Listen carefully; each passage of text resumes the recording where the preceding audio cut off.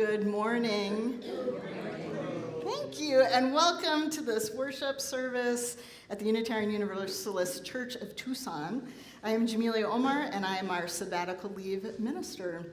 Our settled minister, Reverend Bethany Russell Lowe, is away on sabbatical this summer, and she'll be back September 3rd. Our musicians today are well known to folks who have been around a while. Please welcome back to the stage Kindred Spirits.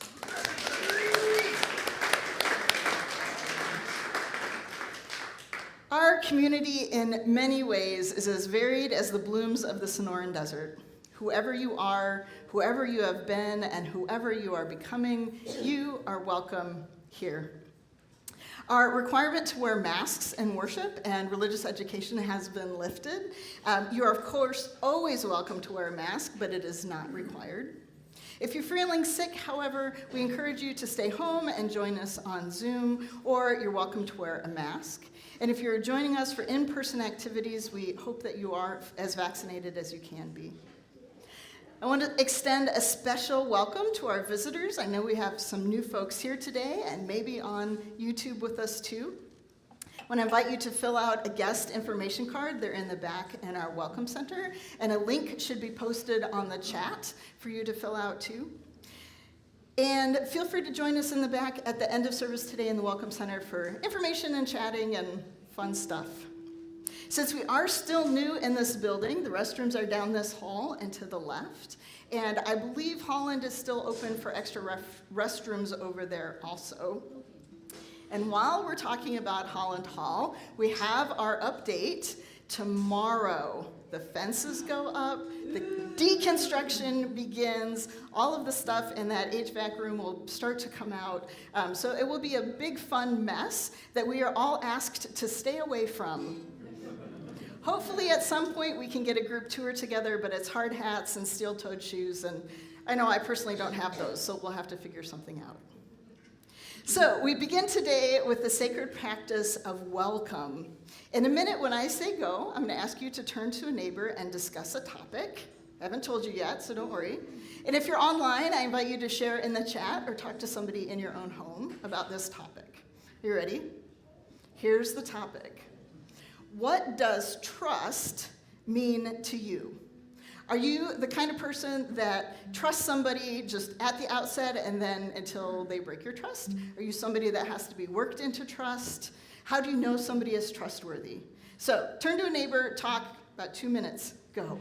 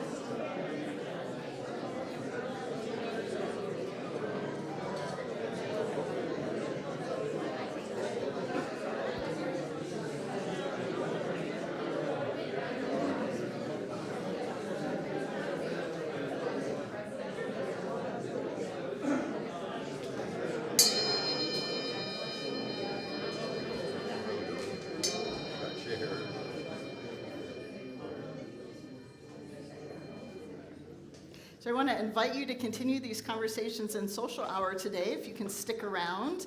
And one last invitation, if you feel strong and powerful today, to help us move the chairs and tables around when we get ready for social hour.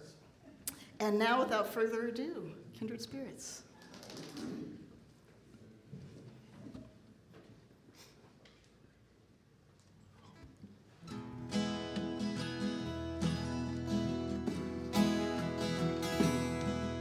In the land of ancient porch swings, fireflies aglow.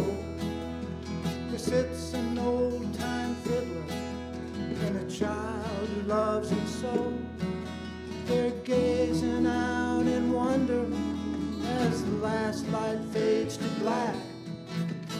night brings out the crickets, the bullfrogs and the bats, the dailies, toils and trouble, trudge away with the plans inside, and the child's wondrous questions make imagination fly.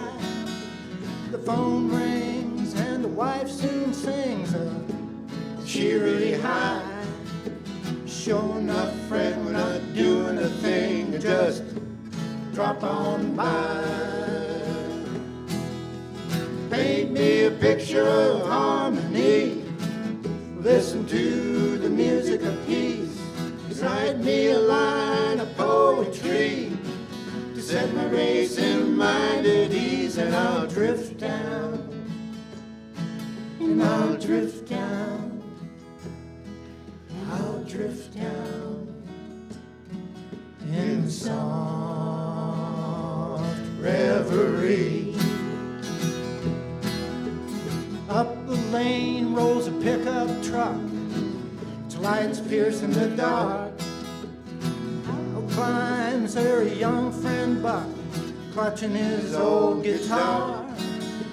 The wife and the grandchild are swinging sweet and low, as the frisky fiddler fixes to rosin up his bow. Under the boughs of the old Scotch pine, sheltering their abode, the graceful strains of the mellow strings rolling down the road. When they were done, the good friend grinned and waved his goodbye. He said, when you're out on 285, just drop on by. When you're in the neighborhood, just drop on by.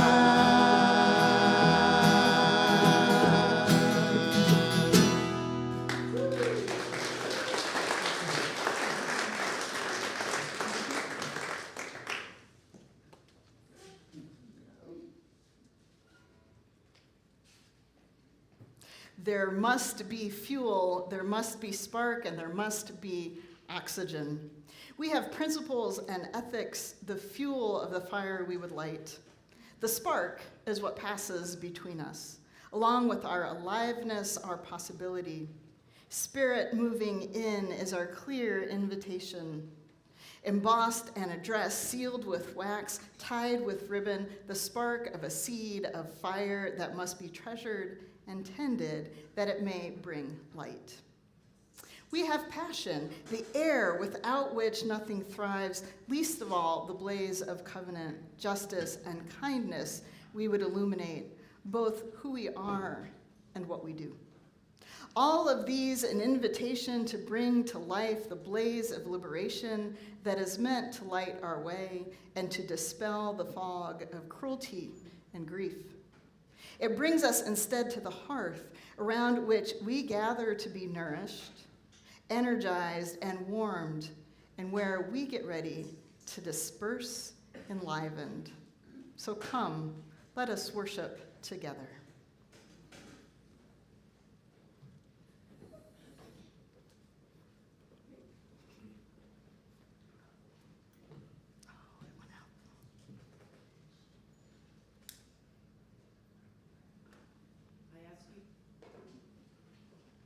To read with us the chalice lighting this morning.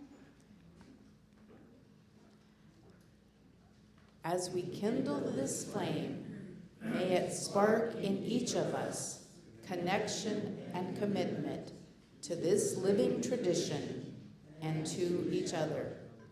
I invite those of you at home to light your chalice, if you have one, to go with ours. Thank you.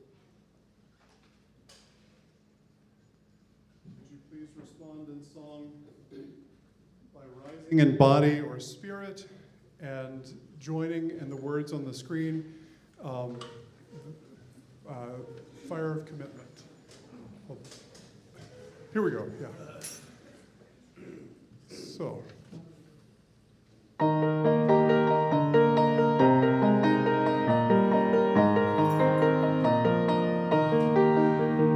the tide of day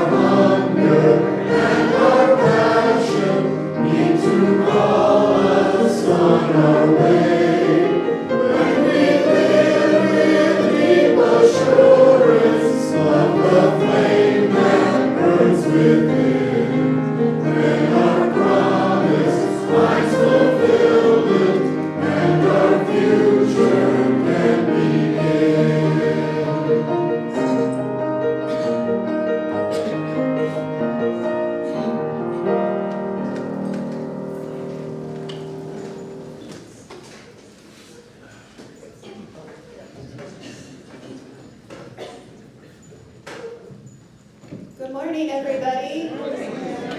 I'm Sam. I used to be your board secretary as of June 1st. As of June 1st, I'm moving on to more bolder adventures. But I look out through here and I see a couple of new faces, but mostly I see volunteers. We all work tirelessly for this community because we see that when we work together, we build a community. And it gives us the energy to go out into sometimes an unfriendly world and spread our goodness further. And the old board, as we were wrapping up, thought of two people, leaders of a team, that really helped us through COVID, through the move into this building every week. They are here for sometimes hours and hours. And when you're calling in from home because you're sick, because you're homebound, because you're traveling, because it's just too much to get yourself together that morning, or because you have birds who like to listen to Brian sing, it makes a difference. So, leaders of our AV team down there, Cassandra, Cynthia, come on up. This is like Price is Right. Come on down.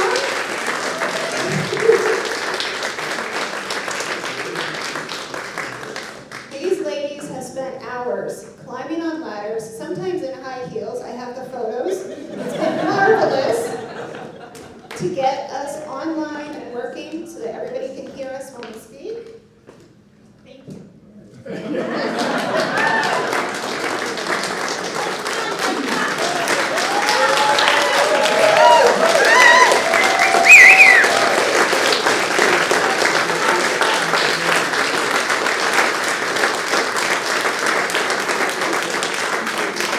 UUCT without both of you. Really, seriously, it wasn't supposed to be fun.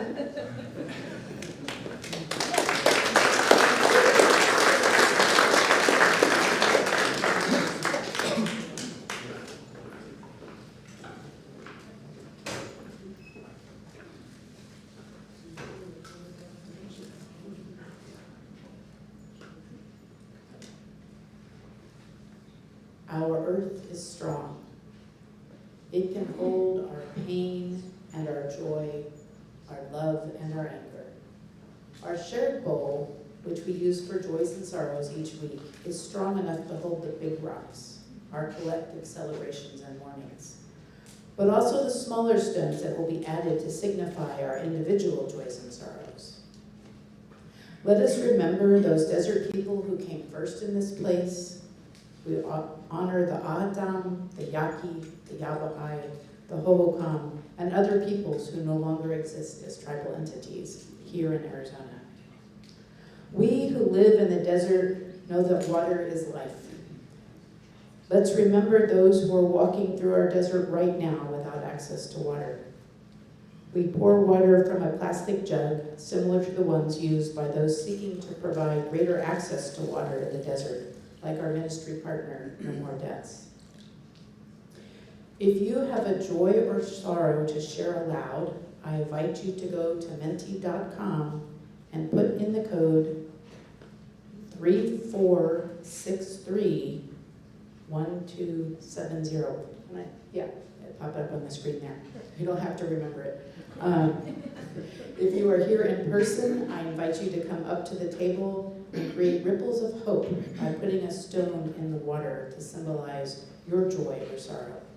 We ask for you to form a line down the middle aisle and then return to your seats on the outside aisles.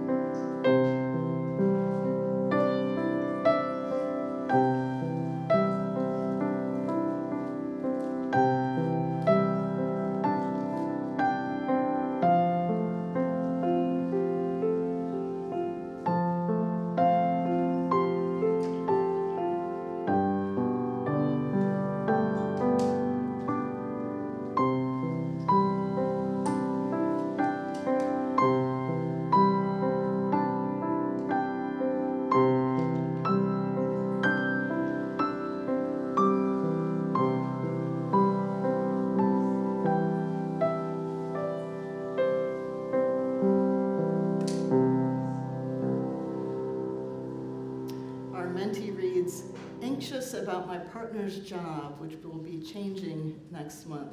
Prayers for an easy transition. Today, it is enough to be thankful for my health.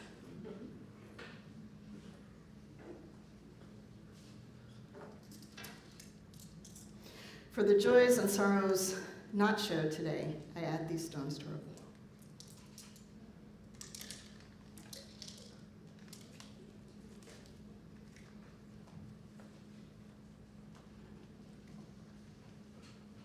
This is a prayer from the Reverend Rebecca C. Beckett Coppola. Let go of the idea that you know what breathing should feel like. Just notice the breath as it moves in and out of the body. Let go of certainty. Be with breath as it is. Allow openness. Allow curiosity. Notice the mind, each thought that arises. Allow openness. Don't judge your mind or your experience. Be loving in your curiosity about each thought. Let go of certainty. Let go of any idea about what you should be thinking. Accepting your thoughts exactly as they are. Be with yourself as you are. Be curious about who you are. Love how you are in the world. Gently take a deep breath, maybe even a big sigh. Re-enter the present moment and the stream of your life.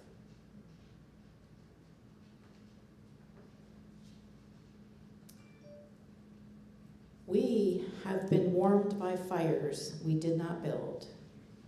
We have drunk at wells we did not dig. In acknowledgement of the many blessings and many needs, we join in making our commitment to our church. An offering will now be collected to support the life and work of our congregation. If you are joining us on live stream, you can send a check to the office, give online at uuctucson.org/donate, or text 833-361-5796. If you are here in person, the ushers will come around now with the offering baskets to collect your donations. Thank you.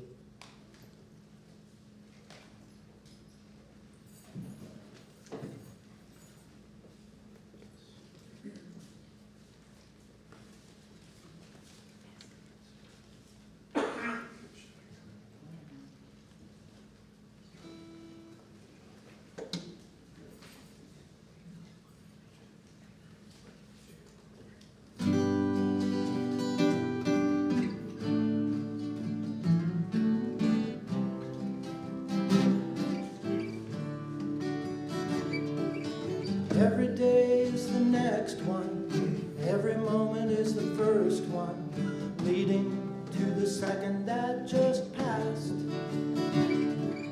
Past imitates future. Future is never sure, bringing the adventure to life.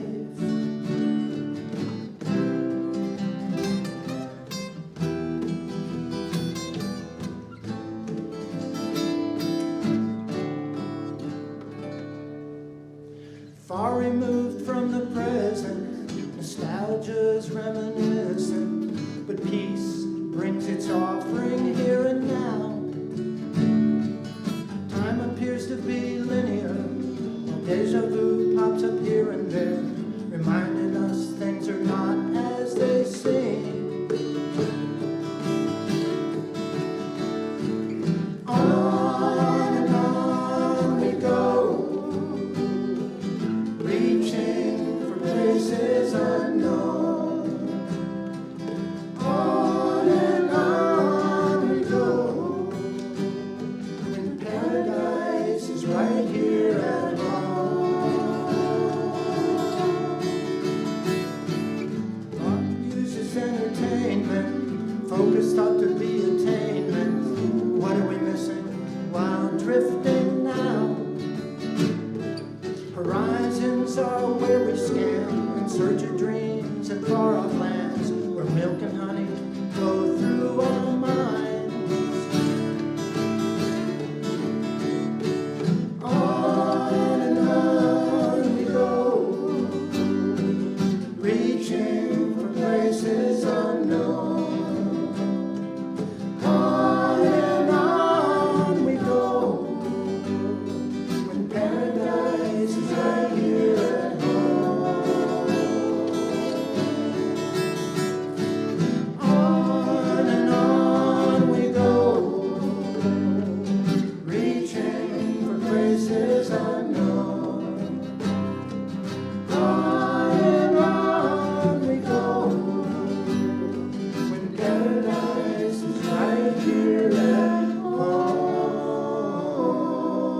Our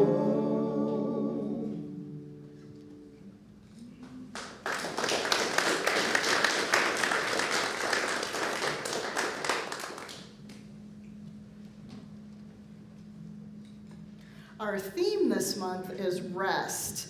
We're following the Baja 4 created yearly ritual theme, aptly called Desert Ritual Year, which the acronym is DRY, which is very appropriate for this year. I am incredibly ready not to be dry.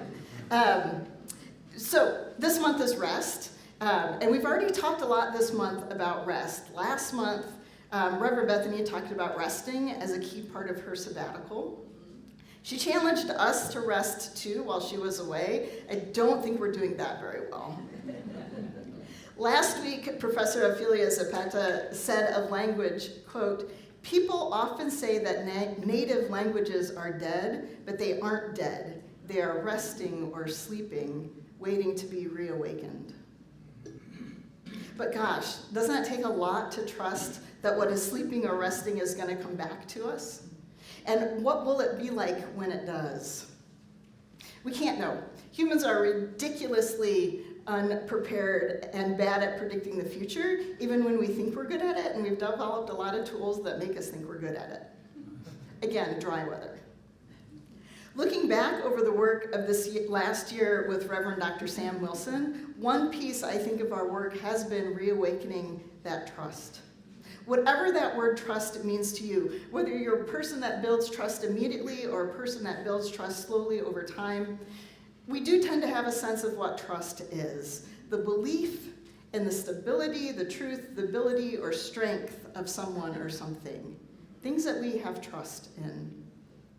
So I want to talk about trust for a minute. I'm going to come down here. Hold on.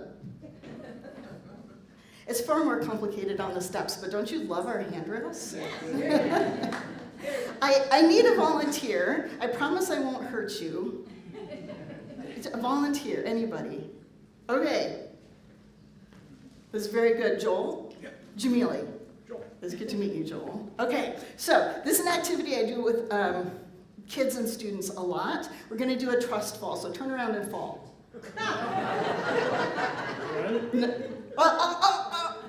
I was not ready. What do we need in order for me to be ready? A signal. Trust. What else do we need to build that trust? Communication. Time. Maybe some time together. More than just time, Jamili. It's good to meet you. What else might we need to build trust?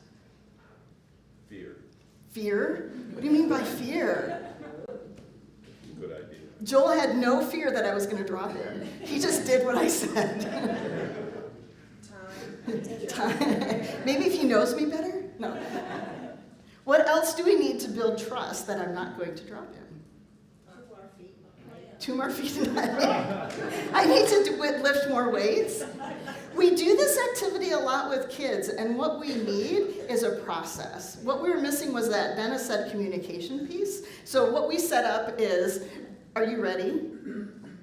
Yeah. Okay, I'm ready. So now we know that we're both ready, right? That idea from Owl of Consent, right? We've agreed.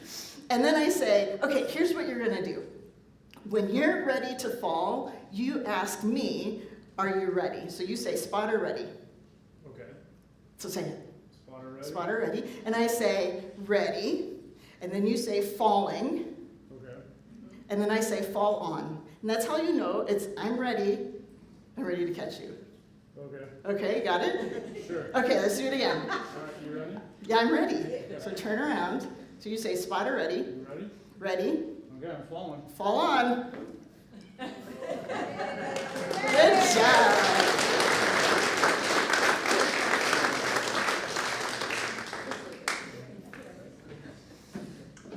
So the trust in the fall isn't actually about the falling. And if you work with kids a lot, you know kids just walk up to you and fall on you all the time. They have no sense that you're not going to catch them, right? At some point, and I don't know what this is, we learn that people won't catch us, right? So the trust in the trust fall is not about the falling. It's about the work that goes into it before we fall. Making sure the situation is safe. Making sure that we know each other and we know what's going to happen. right? It's about communication, establishing procedures, living up to our end of the bargain. If I dropped him the first time, would Joel have fallen again? I hope not. Maybe he would have learned that lesson. And then finding a way to repair when we inevitably drop someone, because it's going to happen, right? And in a way, most relationships are like this trust fall. Throughout communication, establishing procedures, who's taking out the trash today, right? Living up to our end of the bargain as best we can, and staying in the fray when it gets hard. Trust then allows us to make agreements, live up to those agreements, to fail in them, to begin anew when it's possible. In individuals, we might talk about this as trust, but in a community, we call it, this is your turn, we call it the other C word. Covenants, right? We talk about processes. We talk about communication. How are we going to decide these things together? How will we behave when we've fallen out, and how do we come back together? So you might be thinking, but Jamili, thank you. We use that term too much. So many people use that word as a hammer. When they do something I don't like, I'm out of covenant. Back in the day, we didn't talk about covenants. These are things I've heard. And the one I think is most interesting, what exactly is a covenant? Maybe all of these things are true, but our roots in Abrahamic faiths, especially Christianity and Judaism, have a deep relationship with covenants, making explicit agreements about how we will be in community together.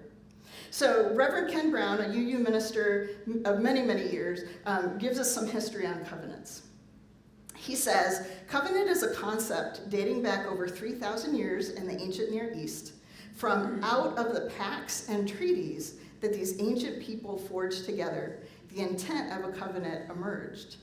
Covenant was a statement of relationship, a definition of both obligation among equals and promises of reward.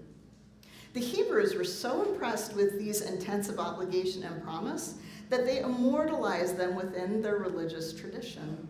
Hebrew scripture is the history of covenant, the development of a sacred relationship of obligation and promise. The first of these is the covenant that God makes with Noah in the Hebrew scripture of Genesis. God said to Noah and to his sons with him, "As for me, I am establishing my covenant with you and your descendants after you, and every living creature that is with you, the birds, the domestic animals, and every animal of the earth with you, as many as came out of the ark. I establish my covenant with you, that never again shall all flesh be cut off by the waters of a flood, and never again shall there be a flood to destroy the earth." We hear in this covenant the defining of a sacred relationship between human beings and the world.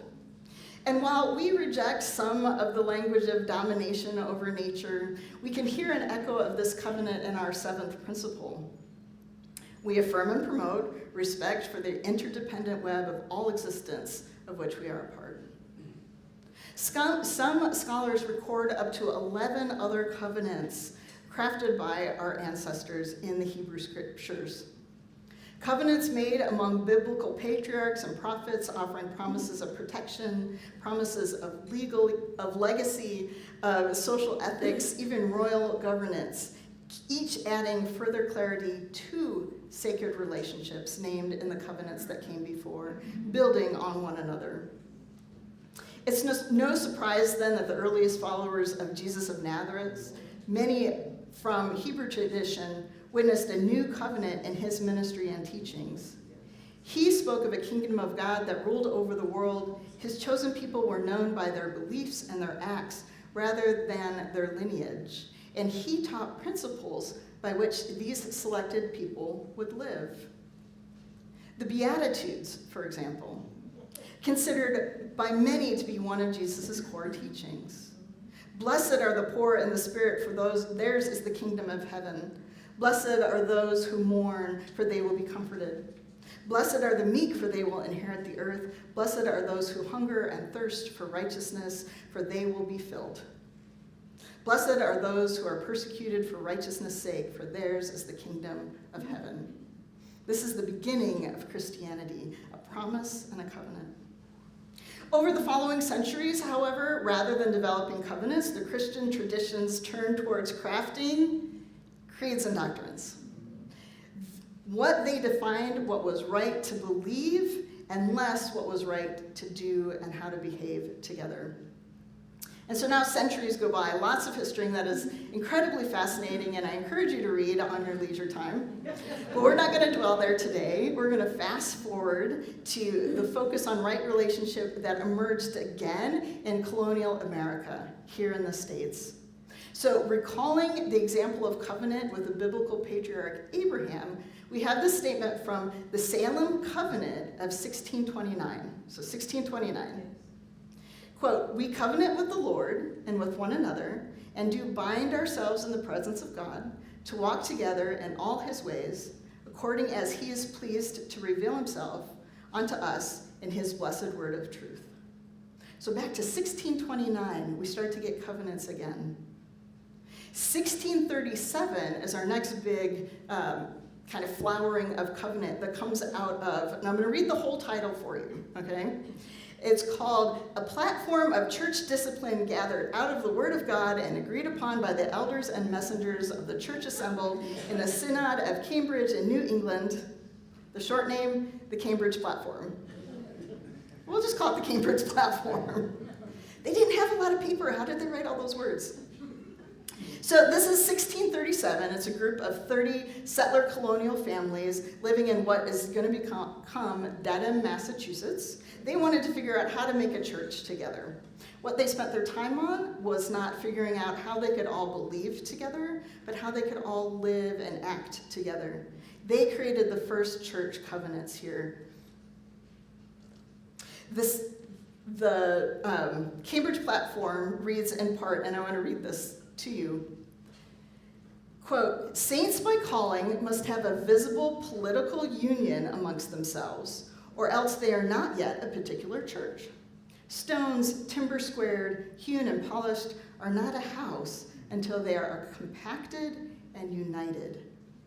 So, saints or believers are not a church unless orderly knit together. This form is the visible covenant, agreement, or consent, whereby they give up themselves unto the Lord, to the observing of the ordinances of Christ together in the same society, which is usually called the church covenant." So covenant. Of the 65 congregations that voted to ratify this platform in 1684, so a couple years later when it got sent out, 21 are still members of the Unitarian Universalist Association. So we have a long history with this idea of church as a covenanted community.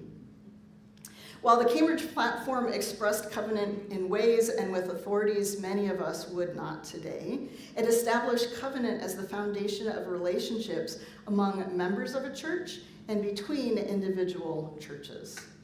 Generation by generation and step by step, covenant by covenant, our religious heritage came full circle back to covenant.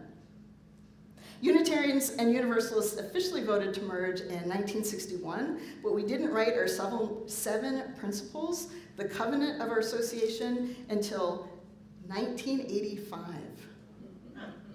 Our principles are a covenant that reflect the Cambridge Platform by calling us to sacred relationships within our congregations and among our congregations. So if religious history doesn't propel you to covenant, we can attend to covenants through the lens of philosophy. There's a stream of philosophy called social contract theory, where in this system of thought, people live together in society in accordance with agreements that establish moral and political rules of behavior. So we come together to agree on these political and moral rules. The idea of social contract goes back at least to Pythagoras and Epicurus. In its recognizably modern form, however, the idea is revived primarily, most recently, by John Rawls. It is now the heart of the work of a number of moral and political philosophers. In this way, our ideas of covenants are agreeing explicitly or implicitly to certain behaviors is as old as Western thought itself. So, can I say a tender and hard thing right now? Okay. Covenants if they don't change and adapt over time, become creeds. Covenants thoughtfully and deliberately made are intended to change over time. Social contracts, philosophers such as Rawls, had no way to anticipate the traffic rush hour on Monday morning that we face today. So our social contracts and covenants have adjusted to changing realities. We adjust them explicitly through our laws. We adjust them implicitly through norms and customs. There's a law about who goes first on a four-way stop, right? There's also customs of the wink and the nod, it's your turn, right? Religious and social contracts or covenants must also change, or they become dogmas, creeds, and tests of faith. So how do we adjust covenants? Rawls proposes we create covenants from behind a veil of ignorance and original position, where we are members of a society and we don't know who we are embodied as. We don't know our race, our class, our gender, our social standing, our socioeconomic conditions. Under these terms, what would a free and equal people agree to? What justice and fairness would we as a group agree to if we didn't know how we would benefit or suffer from our agreements? Right? So that's how philosophy addresses this. Somebody asked me, how would UUs do the same? Ask me, how would UUs address? Thank you. I'm so glad you asked, and without prompting, because we just did. So, in 2020, the UUA Board of Trustees appointed the Article 2 Study Commission to study Article 2. Those of us that know, Article 2 is where our principles and sources are located in our bylaws. And this is a huge, long conversation I'm happy to have with anybody. But you might not know where it is in our legal bylaws documentation, but I bet you know this section. It starts with, we, the member congregations of the Unitarian Universalist Association, covenant to affirm and promote. Awesome! You all know this. You can probably find it on our website, right? These are the 7 principles adopted by the UUA, the Unitarian Universalist Association, and the one extra that about a third of our congregations right now have adopted, the 8th principle, journeying towards spiritual wholeness.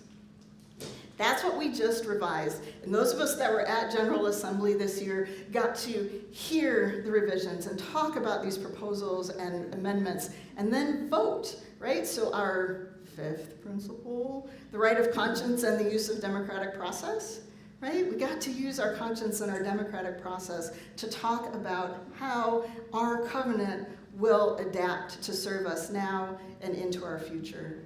So I have a slide of the graphic. So here's the graphic. You might have seen this earlier this year, but this is what the delegates voted on and approved for the next year of study and discernment. So here's where we're at. We have a very gentle suggestion. We have an opportunity to discuss how we're going to take our covenants and move them forward. Our delegates at GA in 2024, so a year from now, are going to get to vote again. Is this, or whatever comes up, whether adaptations come up in the next year, going to be our covenant for the next 15 years? Our bylaws say we have to do this process every 15 years, right? We are a living tradition. We live and grow and change.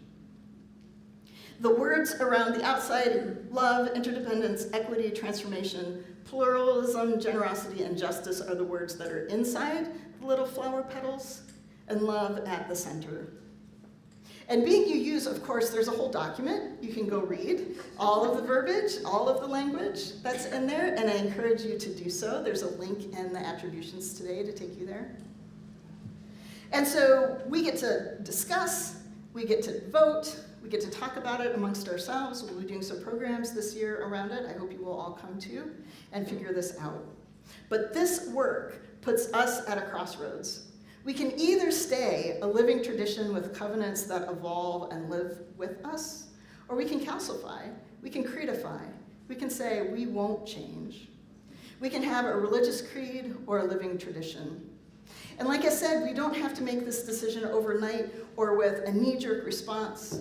We can study it. We can ask questions. We can even make proposals for amendments. So there's the question. If resting in trust is not a static position, if trust is shifting and changing, how can we rest in it? And maybe that's just it. We rest in the relationships we've built. We rest in our clear, open, honest, and direct communication. We rest in our processes of creating agreements. We rest in trying again to live up to our agreements when we have failed them. We rest in staying in relationship when it gets hard. And always, always, always, we are working towards that which is best for all in our communities, but especially for the least of us, the poor, those that mourn, the meek, those that hunger and thirst. We work for a common, fair, and just society hewn together through covenant. Change is hard, but it's good to do things that are hard. As Reverend Soto writes, some people are used to keeping rules. Don't cross the street when the light is red, only sensible. It turns out that keeping rules isn't the same as keeping covenant, which asks us, instead of keeping a bright line, to keep our promises. Promises to what we have promised ourselves, to this moment in time and place, to this community, and even tenderly interconnected to this planet. We promise ourselves to the idea that we are each and all human beings. We promise that there is something moving between us that we cannot tame and cannot measure. The chalice is a reminder that what flame we keep inside cannot light the way. It must spill to shine. The thing you must be is yourself, unadulterated, shedding the willingness to journey alone, as though you were made of something hard and unforgivable. You are human. You belong right here, right now, and together we will chase away the sickness, the secrets, and leave only the open possibility that the future is a space for growth.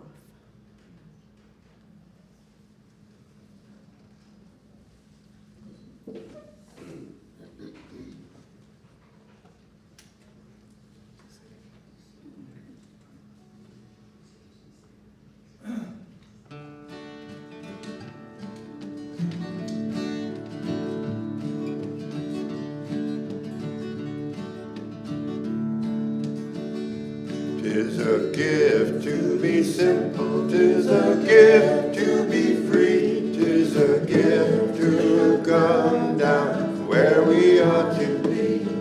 And when we find ourselves in the place that's right, to be in the valley of love and light, where true simplicity is gained, to bow and to bend we shan't be ashamed. To turn will be our delight, till by turning we come round right. Tis a gift to be simple, tis a gift to be free, tis a gift to come down where we ought to be. And when we find ourselves in a place just right, we will be in the valley of love and light, where true simplicity is gained. To bow and to bend we shan't be ashamed. To turn will be our delight, till by turning we come round right. Tis a gift to be simple, tis a gift to be free, tis a gift to come down where we ought to be. And when we find ourselves in a place just right, 'twill be in the valley of love and light.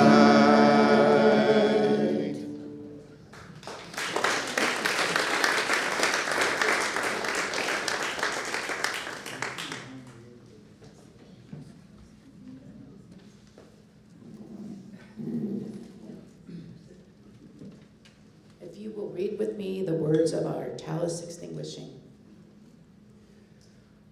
When we take fire from our chalice, it does not become less, it becomes more. And so we extinguish our chalice, but we take its light and warmth with us, multiplying their power by all of our lives and sharing it with the world.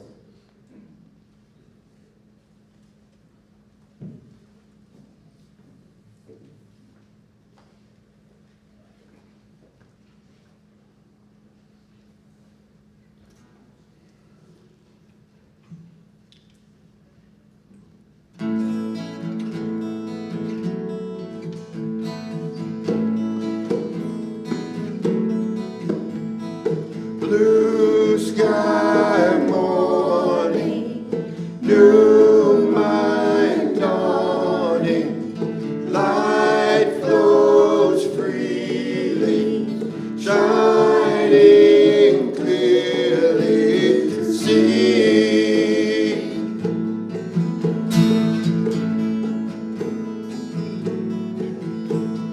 Green trees swaying, soft breeze playing, tunes at twilight, taking flight so gracefully.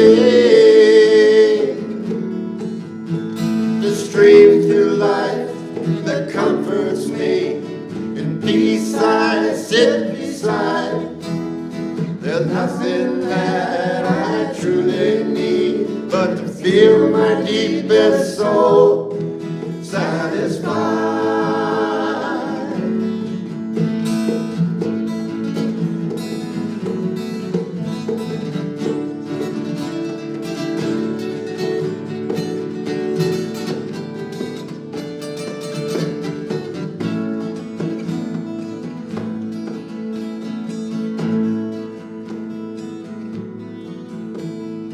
Red clouds glowing, daylight going, light the fire, heaven's choir rings free.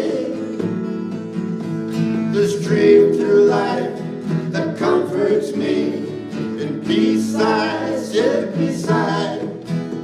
There's nothing that I truly need but to feel my deepest soul satisfied.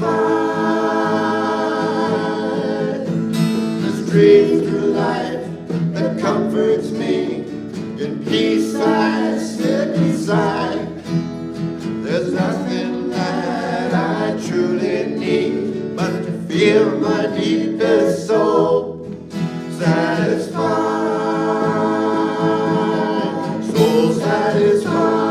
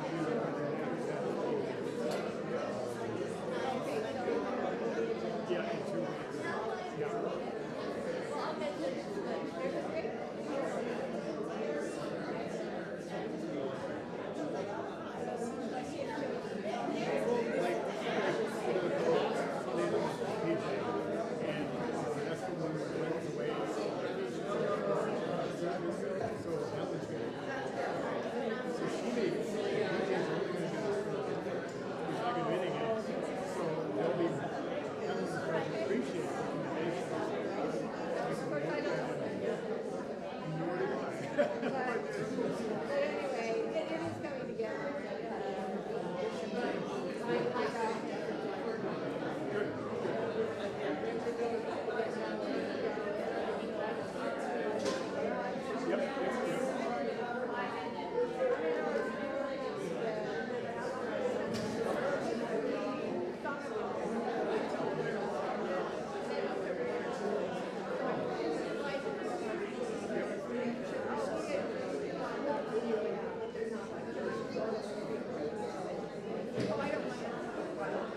Oh, he wanted to do the whole thing instead of the 2 parts. Okay, I got it.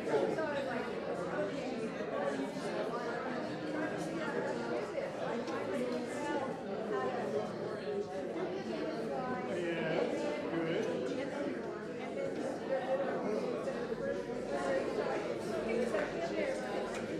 Right, if you delete the whole thing, then it shrinks right down and you got Yep.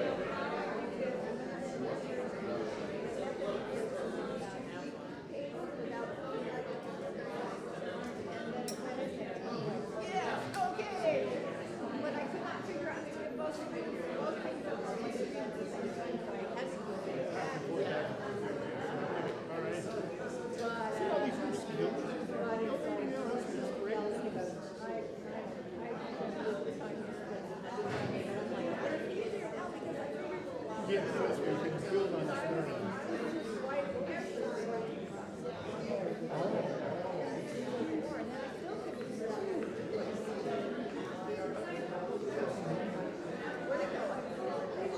Yeah, because you take it like from the workshop. The slide is like, it's there. You just can't think and see it. Consistent performance. It's been magnified. And then you can see it.